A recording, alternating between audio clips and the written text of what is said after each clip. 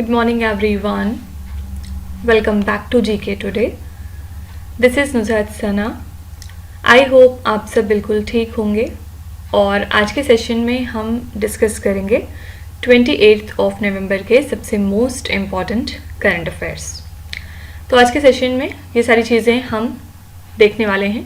जैसे कि हम देखेंगे डोंगफिंग 100 मिसाइल किसकी है, जेंडर बेस्ड वायलेंस रिपोर्ट किसने जारी करी है, single girl child merit scholarship की, फिर नरासापुरम लेस क्राफ्ट किस स्टेट का प्रोडक्ट है, इसको हाल ही में जीआई टैग मिला है, और नेशनल मिल्क डे हम कब ऑब्जर्व करते हैं. ठीक है, तो आइए स्टार्ट करते हैं पहले क्वेश्चन के साथ.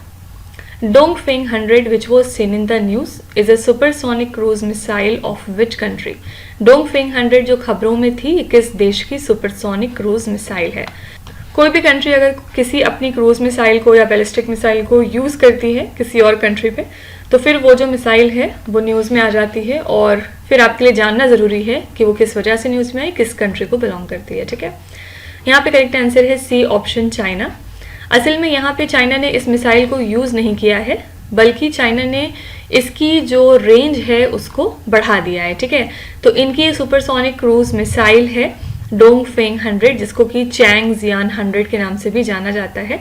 इसको इंट्रोड्यूस कराया था ड्यूरिंग चाइना के 70th national day parade in the year 2019. ठीक है, इसको डिज़ाइन किया गया है for precision strikes diverse targets पे, जैसे कि लैंड बेस्ड इंफ्रास्ट्रक्चर, बंकर्स और लार्ज वॉरशिप. तो ये एक लैंड बेस्ड सिस्टम है जिसकी रेंज है 3000 से लेकर 4000 किलोमीटर्स तक की, और इसको आप बॉम्बर्स की हेल्प से भी लॉन्च कर सकते हैं. इस मिसाइल के कुछ और फीचर्स देखें तो ये 9 मीटर्स लॉन्ग है, इसकी पेलोड कैपेसिटी 500 प्लस किलोग्राम्स है, और इसको आप पावर करते हैं बाय अ रैमजेट इंजन, और मैक 5 स्पीड तक ये पहुंच सकती है अपने टर्मिनल फेज में. ठीक है, तो यहाँ पे हमें याद रखना है कि डोंगफिंग 100 एक सुपरसोनिक क्रूज मिसाइल है चाइना कंट्री की. तो आपके लिए बस यही जानना इंपॉर्टेंट है. ओके, अगली स्लाइड में आइए हम कुछ डिफेंस करंट अफेयर्स को रिवाइज करते हैं. The very first question is where was the 15th edition of India US joint special forces exercise Vajra Prahar conducted. सबसे पहली बात, एक्सरसाइज वज्र प्रहार इंडिया और यूएस के बीच में होती है, और ये 15वां एडिशन था इस साल, जो कि हुआ है इडाहो यूएसए में. Hrim 2 ballistic missile is developed by which country. ये एक बैलिस्टिक मिसाइल है यूक्रेन की. Which country recently announced the drills involving the tactical nuclear weapons? हाल ही में ड्रिल्स अनाउंस किया है रशिया ने, जिसमें कि टैक्टिकल न्यूक्लियर वेपन्स इन्वॉल्व हैं. Which Indian aircraft carrier participated in the naval exercise between India and Italy near Goa? इस exercise में पार्टिसिपेट किया था इंडिया की तरफ से INS विक्रमादित्य ने.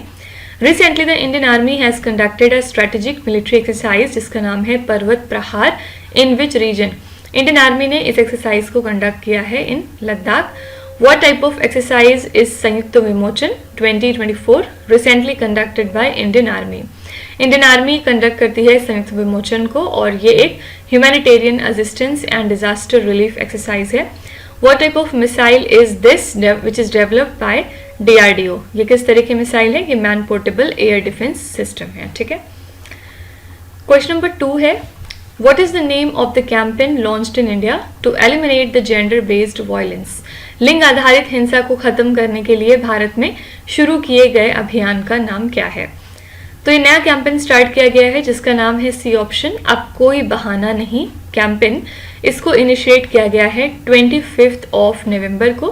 पर्पस क्या है? जेंडर बेस्ड वायलेंस को एलिमिनेट करना इंडिया के अंदर. ठीक है, तो ये कोलैबोरेटिव एफर्ट है जिसमें कि इन्वॉल्व हैं ministries of women and child development along with ministry of rural development, और इसको सपोर्ट करता है यूनाइटेड नेशन वुमेन, और ये कोइंसाइड करता है with the 16 days of activism against the gender based violence. और ये कैंपेन अंडरस्कोर करता है एक नेशनल जीरो टॉलरेंस स्टैंस. साथ ही यहाँ पे हम कॉल करते हैं for accountability from all the stakeholders, जहाँ पे हमारा फोकस है urgent need for the action against the violence towards women and girls. ठीक है, तो इंडिया के अंदर एक नया कैंपेन लॉन्च किया गया है जिसका नाम है अब कोई बहाना नहीं. किस लिए? पर्पस क्या है? To eliminate the gender based violence. Okay, अगली स्लाइड में आइए हम देखते हैं कुछ national news. The first one is, how many candidates from the 2024 Lok Sabha and the State Assembly elections have requested verification of the burnt memory in the EVMs and the VVPAT unit? ये election के दौरान ये सारी news उठी थी और जिसके बाद बहुत सारे कैंडिडेट्स ने ये रिक्वेस्ट किया था कि जो बर्न्ट मेमोरी हैं इन द EVMs उनका वेरिफिकेशन किया जाए. Recently, which airport became the 14th airport in India to launch the Digi Yatra system? 14 number का एयरपोर्ट इंडिया के अंदर डिजी यात्रा सिस्टम को लॉन्च करने वाला बन गया है मनोहर इंटरनेशनल एयरपोर्ट जो कि गोवा में है. School soil health programme is a joint initiative of which ministries? ये जॉइंट इनिशिएटिव है मिनिस्ट्री ऑफ एजुकेशन और ministry of agriculture and farmers welfare का. A Brahmi inscription was recently discovered in which district of Andhra Pradesh? Brahmi inscription discover हुआ है हमें Palnadu district of Andhra Pradesh से. Recently, Sri Venkateshwara University, Meerut has signed a memorandum of understanding with which country to promote educational and the research collaboration? Answer है Brazil. Project Ishan is related to which sector? Project Ishan related है aerospace sector से. What is the name of the mobile application recently launched by National Crime Records Bureau to provide the information about the new criminal laws? ये नया mobile application है जिसको launch किया गया है to provide the information about नए criminal laws और इसका नाम है NCRB Sankalan of criminal laws. Question number 3 है, Hojagiri folk dance is associated with which tribe? Hojagiri लोक नृत्य किस जनजाति से संबंधित है? आंसर हो जाएगा बी ऑप्शन, रींग कम्युनिटी. ठीक है, इनको ब्रू के नाम से भी जानते हैं. और किस वजह से ये फोक डांस न्यूज़ में आया है? क्योंकि ये जो कम्युनिटी है रींग कम्युनिटी, इन्होंने हाल ही में हॉलीडे डिमांड की है on the occasion of Hojagiri day in the state of Tripura. ठीक है, इसी वजह से ये ट्राइब न्यूज़ में है और इसी के साथ ही सेलिब्रेट करते हैं अपना ट्रेडिशनल डांस.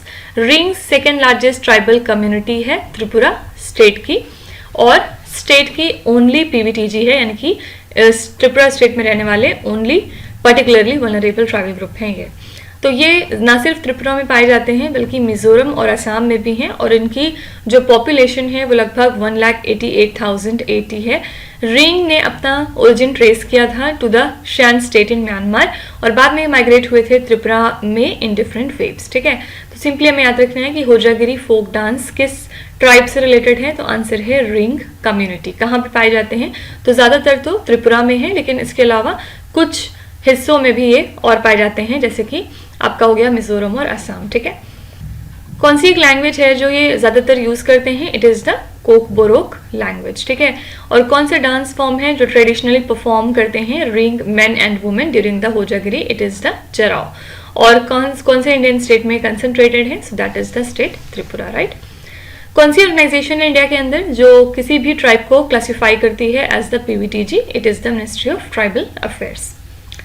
अगली स्लाइड में आइए हम आर्ट एंड कल्चर के रिगार्डिंग कुछ प्रीवियस करंट अफेयर्स रिवाइज करते हैं. Attukal Pongala festival is celebrated in which Indian state? ये फेस्टिवल केरला का है. What are geoglyphs and petroglyphs recently seen in the news? ये ancient art forms हैं. Where was the 66th edition of All India Kalidas Festival organized? ये festival मनाया गया मध्य प्रदेश में. Which institution related to Yakshagana was recently accredited by the UNESCO Convention on the Intangible Cultural Heritage? ये institute है Keremane Idagunji Mahaganapati Yakshagana Mandali. Gotipua dance is a traditional dance form of which Indian state? ये traditional dance form है उड़ीसा का. Nauka Baich is the traditional boat race of which Indian state? Answer है West Bengal. Maa Nanda Sunanda Mahotsav is celebrated in which Indian state? ये मनाया गया उत्तराखंड में. ठीक है, क्वेश्चन नंबर 4 है, which organisation recently introduce the single girl child merit scholarship scheme? हाल ही में किस संगठन ने single girl child merit scholarship योजना की शुरुआत करी है? The correct answer is A option, central board of central board of secondary education. ठीक है, तो CBSE ने हाल ही में इंट्रोड्यूस कराया है merit scholarship scheme for the single girl child और इस स्कीम की हेल्प से ये सपोर्ट कर रहे हैं मेरिटोरियस फीमेल स्टूडेंट्स को जो कि इकलौती चिल्ड्रन हैं अपने पेरेंट्स की.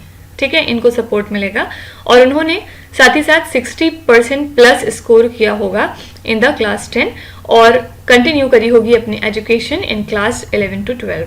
तो इसी के साथ ये इनकरेज करता है पेरेंट्स को एफर्ट्स को इन प्रमोटिंग द गर्ल्स एजुकेशन। इससे हम फाइनेंशियल हेल्प भी प्रोवाइड करेंगे। और एलिजिबिलिटी क्या है, सिंगल गर्ल चाइल्ड होने चाहिए सबसे पहले, यानी कि इसका क्राइटेरिया है कि सिंगल गर्ल चाइल्ड हो, इंडियन नेशनल हो, बाहर के ना हो, 60% प्लस हो सीबीएसई क्लास 10 में, और वो पढ़ रहे हो सीबीएसई एफिलिएटेड स्कूल्स में, with tuition fees less than 1500 rupees per month. और यहाँ पे स्कॉलरशिप आपको कितनी दी जाएगी, तो स्कॉलरशिप मिलेगी 500 rupees per month for up to 2 years, जो कि रिन्यूएबल होगी with 50% marks in class 11 exam. और फैमिली इनकम यहाँ पे जो रखी गई है क्राइटेरिया में, वो family income must be less than 8 lakh rupees per year. ठीक है, तो सिंपली याद रखिएगा, single girl child merit scholarship scheme को लॉन्च किया है सीबीएसई ने, central board of secondary education ने। ये सारी जो अंदर डिटेल्स लिखी हुई हैं, ये सब आपको सिर्फ ऐसे राइटिंग में हेल्प करेंगे, अदरवाइज इतना डिटेल में नहीं पूछा जाएगा। ठीक है, maximum family income eligibility limit क्या है for the merit scholarship scheme for single girl child, it is 8 lakh rupees per year. तो यानी कि जो फैमिली इनकम है वो इससे कम होनी चाहिए अगर आपको इस स्कीम का फायदा उठाना है तो। ठीक है, और how long can the merit scholarship scheme for single girl child be renewed for, इसको आप रिन्यू कर सकते हैं for up to 2 years. CBSE की बात करेंगे तो कौन सी इंडियन गवर्नमेंट मिनिस्ट्री है जो कि इसको ओवरसी करती है, that is the education ministry. अगली स्लाइड में चलिए हम गवर्नमेंट स्कीम्स देखते हैं। The first one is recently which ministry launch the स्वयं प्लस प्लेटफॉर्म। इस प्लेटफॉर्म को लॉन्च किया है मिनिस्ट्री ऑफ एजुकेशन ने। Which state government launch the नमो लक्ष्मी योजना, ये स्कीम है गुजरात की। मुख्यमंत्री माया Samman Yojana which was seen in the news was launched by which Indian state, ये स्कीम लॉन्च की है झारखंड ने। नगर वन योजना is launched by which ministry, ये स्कीम है ministry of environment forest and climate change की। प्रधानमंत्री जीवन योजना comes under which ministry, answer हो जाएगा ministry of petroleum and natural gas. मुख्यमंत्री माझी लड़की बहन योजना is launched by which state government, ये स्कीम दी है महाराष्ट्र ने। E Kisan Upaj Nidhi is launched by which ministry, ये लॉन्च की थी ministry of consumer affairs food and public distribution ने। ठीक है, क्वेश्चन नंबर 5 है Narasapuram lace craft which was recently secured the GI tag is from which Indian state। Narsapuram फीता शिल्प जिसे हाल ही में भौगोलिक संकेत टैग प्राप्त हुआ किस राज्य से है। GI टैग अगर किसी भी प्रोडक्ट को दिया जाता है तो वो प्रोडक्ट एज वेल एज वो कहाँ से ओरिजिनेट हुआ है, दोनों बातें इंपॉर्टेंट हो जाती हैं। तो ये प्रोडक्ट आपको मिलेगा आंध्र प्रदेश में। ठीक है, और हाल ही में इसको मिल चुका है प्रेस्टिजियस GI टैग। ये क्राफ्ट लगभग 150 साल पहले ओरिजिनेट हुआ था आंध्र प्रदेश स्टेट में, और ये वुमेन क्रिएट करती हैं फ्रॉम द फार्मिंग कम्युनिटी। तो बाद में जाके जो इंडियन फेमाइन आया 1899 का, वो भी ये सर्वाइव कर गया, great depression of 1929 as well. और अर्ली 1900s में 2000 से भी ज़्यादा वुमेन ऐसी थीं जो कि इस क्राफ्ट में इन्वॉल्व थी डायरेक्टली और इनडायरेक्टली। तो ये जो लेस है ये असल में बनी होती है थिन थ्रेड्स के साथ और क्रोचेट नीडल्स की हेल्प से, जिससे कि जो आइटम्स हैं उनको क्रिएट किया जाता है, like pillow covers, bed spreads और डॉलीज वगैरह। और ये जो लेस प्रोडक्ट्स हैं बाद में जाके ये एक्सपोर्ट किए गए डिफरेंट कंट्रीज़ को, like US, UK and France. ठीक है, तो ये जो है आंध्र प्रदेश का प्रोडक्ट है, हाल ही में इसको जीआई टैग मिला है। अगली स्लाइड में चलिए हम कुछ environment and biodiversity related news revise करते हैं। Bhoj wetland is located in which Indian state, ये वेटलैंड है मध्य प्रदेश में। Recently, the United Nations declared which year as the International Year of Camelids to raise awareness of untapped potential of camelids। तो United Nation ने declare किया था 2024 को as the international year of camelids. Recently, the Forest and Wildlife Department of Delhi is establishing a tissue culture laboratory at which Wildlife Sanctuary of India, ये establish किया जा रहा है असोला भट्टी वाइल्ड लाइफ सेंचुरी में। Sierra Nevada de Merida mountain range recently seen in the news due to glacier loss is located in which country? ये mountain range मिलेगा आपको Venezuela में। Aralam wild life sanctuary is located in which country? ये है केरला में। Gandhi Sagar wild life sanctuary which was seen in the news is located in which Indian state? ये कहाँ पे है मिलेगा आपको, आंसर है Madhya Pradesh. Miombo forest is mainly present in which continent, ये है अफ्रीका में। ठीक है, क्वेश्चन नंबर 6 है Which organization released the report titled as Choosing Our Future Education for Climate Action? किस संगठन ने हमारा भविष्य चुनना जलवायु कार्रवाई के लिए शिक्षा शीर्षक से रिपोर्ट जारी करी है। ये रिपोर्ट प्रेजेंट की है ए ऑप्शन वर्ल्ड बैंक ने। और यहाँ पे इन्होंने हाईलाइट किया है कि किस तरह से जो क्लाइमेट चेंज है वो कहीं ना कहीं एजुकेशन को डिसरप्ट करता है, और यहाँ पे इनके रोल को एम्फेसाइज किया गया है in terms of climate action. Climate change की वजह से स्कूल क्लोजर्स होते हैं, जाहिर सी बात है, क्योंकि बहुत जगह पे स्कूल बंद कर दिए जाते हैं बिकॉज ऑफ क्लाइमेट चेंज, जिसकी वजह से स्कूलिंग इफेक्ट होती है और पर्टिकुलरली ये लो इनकम कंट्रीज में प्रॉब्लम सामने आती है। क्लाइमेट अवेयरनेस सिर्फ और सिर्फ 65% है in the low and middle income countries, और इसी के साथ यहाँ पे एक सिग्निफिकेंट इन्फॉर्मेशन गैप देखा गया है। तो ग्लोबल ग्रीन ट्रांजिशंस में जो है स्किल्ड वर्कर्स की जरूरत होती है for 100 million new jobs, upskilling की जाती है for existing jobs and reskilling for 78 million disappearing jobs. India के अंदर जो क्लाइमेट एजुकेशन है उसकी वजह से प्रो क्लाइमेट बिहेवियर बूस्ट होता है among the children and their parents by 13%।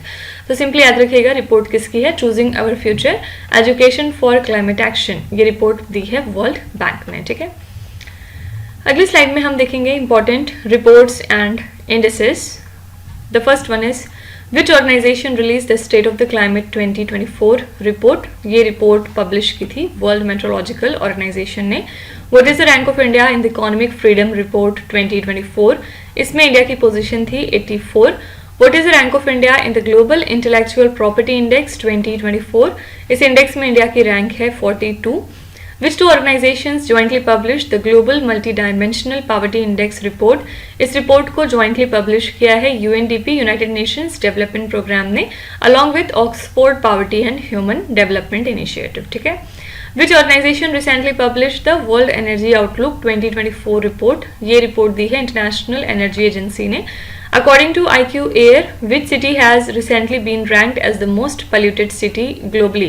IQ Air के हिसाब से काठमांडू जो सिटी है ये मोस्ट polluted सिटी साबित हुई है।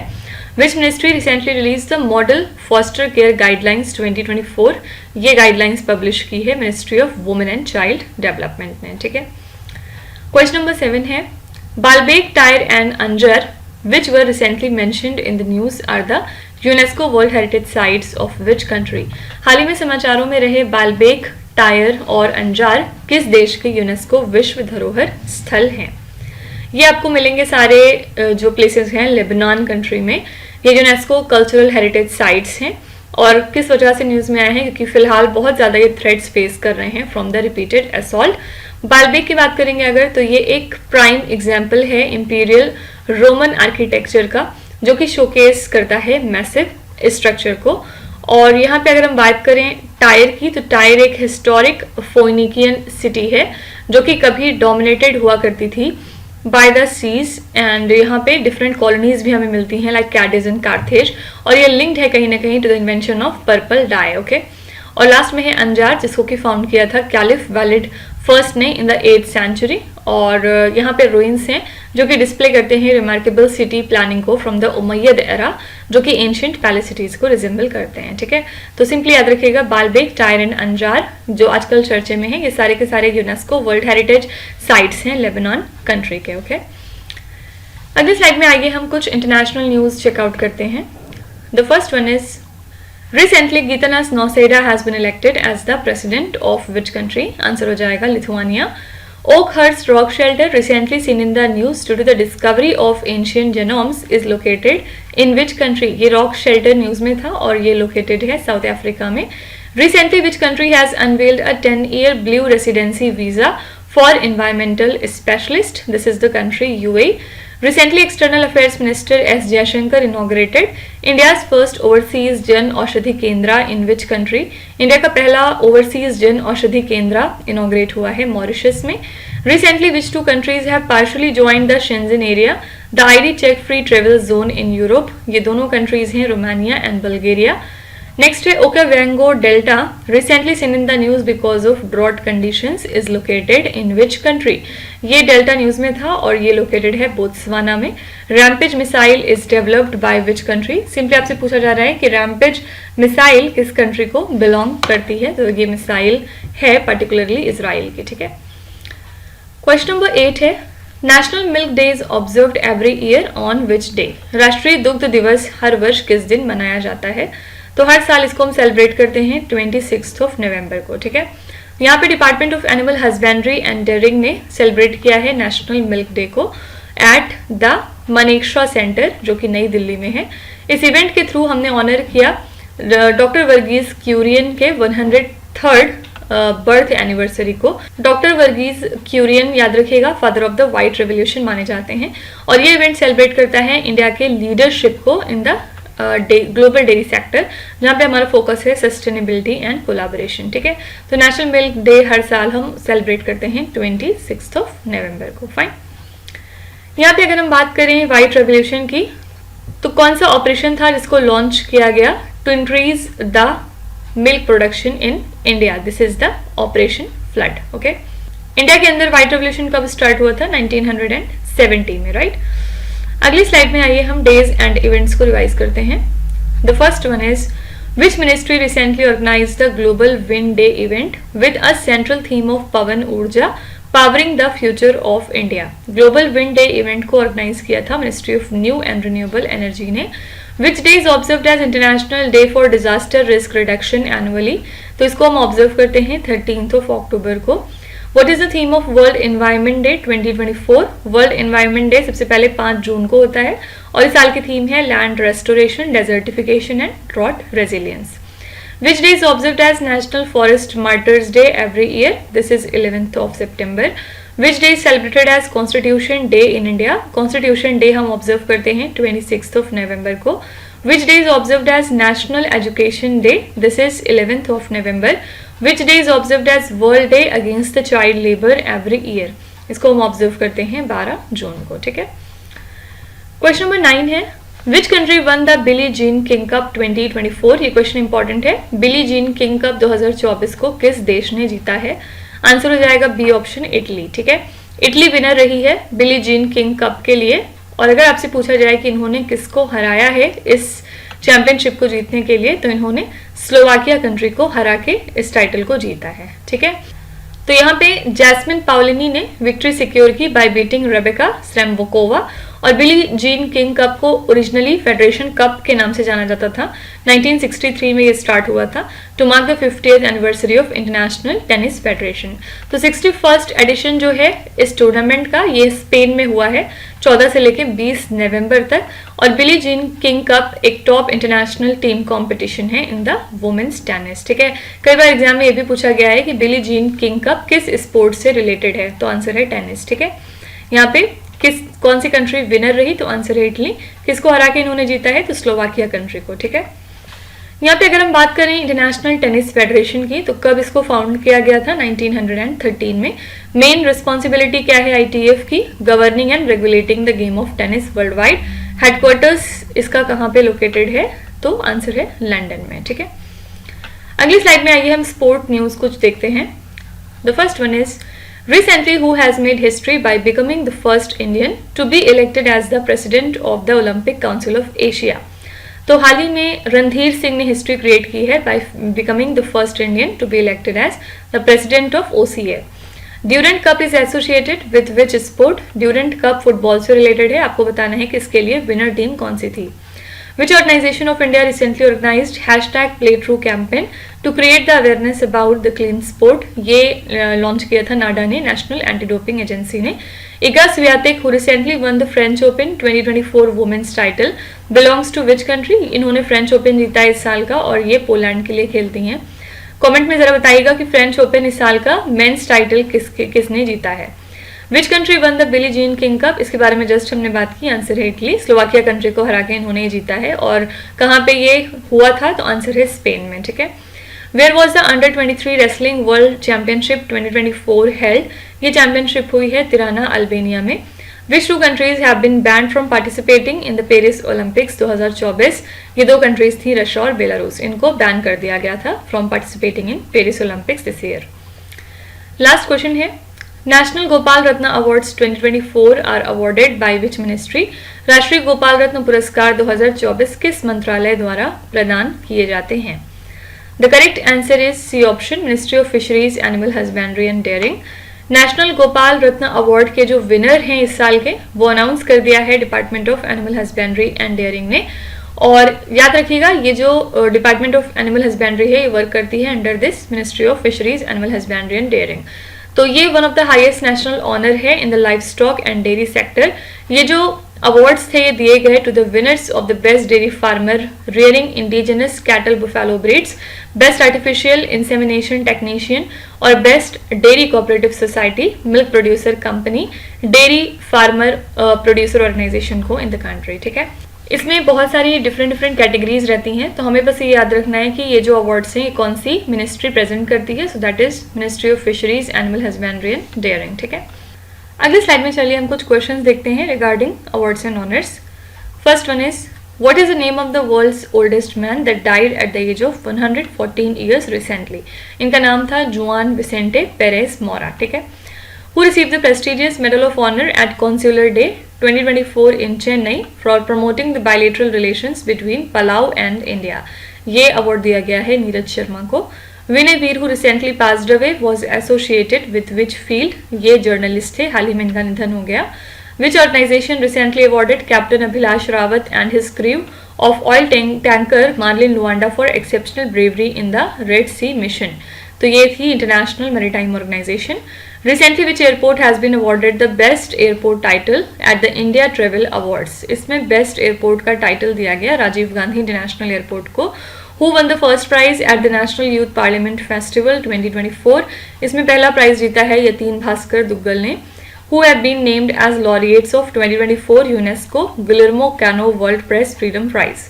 आंसर है पैलेस्टीनियन जर्नलिस्ट। ठीक है, तो इसी के साथ हमारा सेशन यहाँ पे कंप्लीट होता है। हमने आज के 10 करंट अफेयर्स कर लिए along with the revision part. Last में आपका होमवर्क रहता है और आज का जो होमवर्क है आपका वो गवर्नमेंट स्कीम से रिलेटेड रहेगा। यहाँ पे आप स्क्रीन पे देख सकते हैं 7 क्वेश्चंस आपको दिए जा रहे हैं। ये क्वेश्चंस ऑलरेडी हम बहुत बार रिवाइज कर चुके हैं। यहाँ पे अब आपकी बारी है इनका आंसर बताने की, तो हर क्वेश्चन को ध्यान से पढ़ के इनका जवाब आपको कॉमेंट में लिखना है। मैं वेट करूंगी आपके आंसर्स का। सारे लोग जरूर इसमें पार्टिसिपेट करिएगा। और सेशन को यहाँ पे कंक्लूड करने से पहले मैं फिर से आपको याद दिला दूँ कि सारे क्वेश्चंस हमारी डेली 20 MCQ सीरीज का हिस्सा हैं in the GK today Android application. तो आप में से अगर कोई भी इनका PDF फॉर्मेट चाहता है तो वो इस कोर्स को जाके सब्सक्राइब कर सकते हैं bye paying a very nominal fees. Okay, तो चलिए फिर कल मिलते हैं कल के मोस्ट इंपॉर्टेंट करंट अफेयर्स के साथ। Till then stay tuned. Thank you so much for watching and please do not forget to subscribe to GK today. With this, Nuzhat Sana signing off.